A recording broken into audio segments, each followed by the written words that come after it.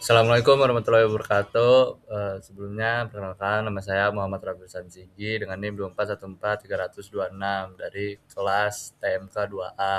Kali ini saya akan mempresentasikan mengenai forklift.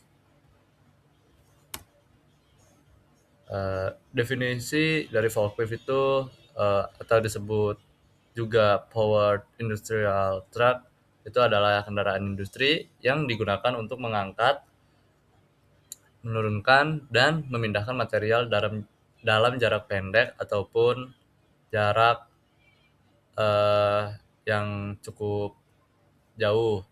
Terus itu tuh barang atau materialnya tuh bisa palet, box ataupun muatan besar yang lainnya.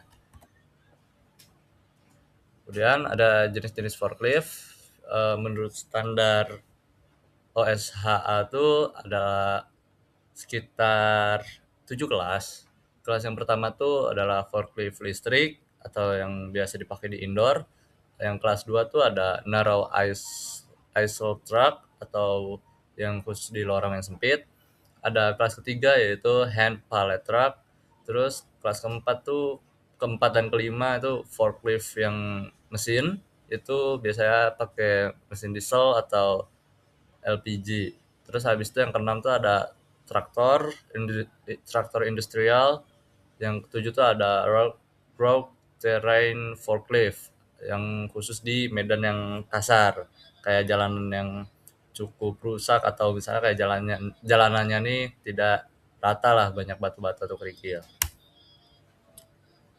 eh untuk di bagian keselamatan dan kesehatan kerjanya itu ada ketika pada forklift diatur dalam standar OSHA 29 CFR 1910.178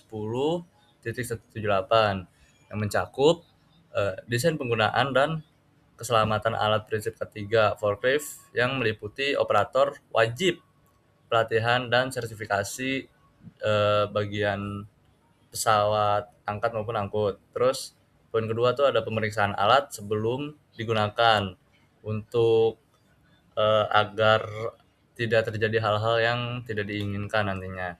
Poin ketiganya tuh ada penggunaan APD pada orang yang menjalankan forklift ataupun alat-alat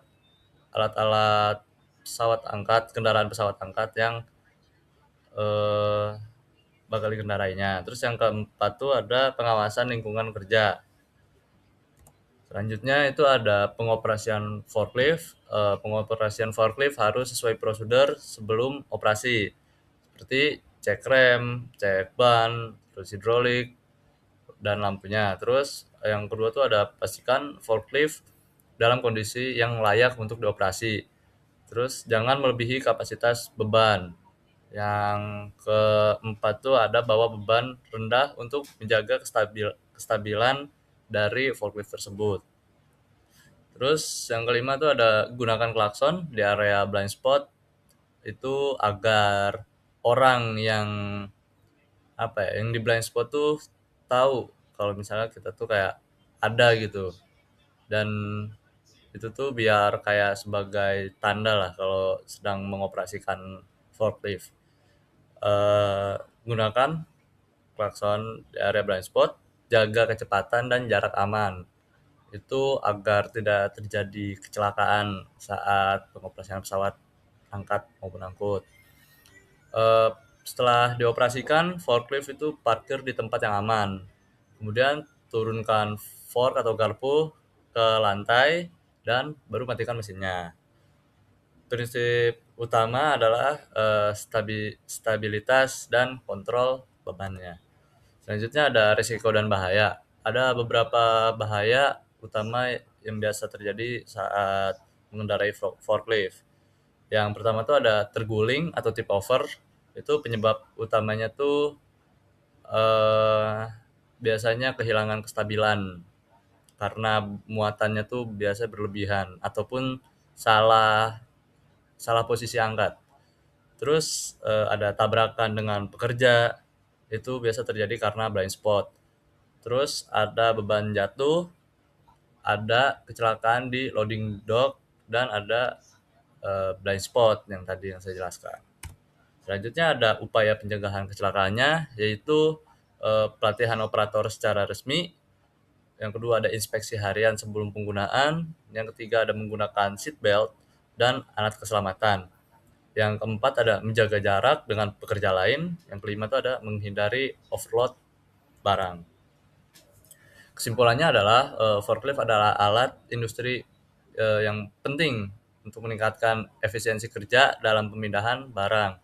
Namun, forklift juga memiliki tingkat resiko yang tinggi, terutama jika dioperasikan tanpa pelatihan dan prosedur yang benar. Oleh karena itu, penerapan ketiga, pelatihan operator, dan pengawasan kerja sangat diperlukan untuk mencegah kecelakaan dan menjaga keselamatan kerja di lingkungan industri. Eh, Sekian, terima kasih. Maaf bila ada kata ataupun salah. Wassalamualaikum warahmatullahi wabarakatuh.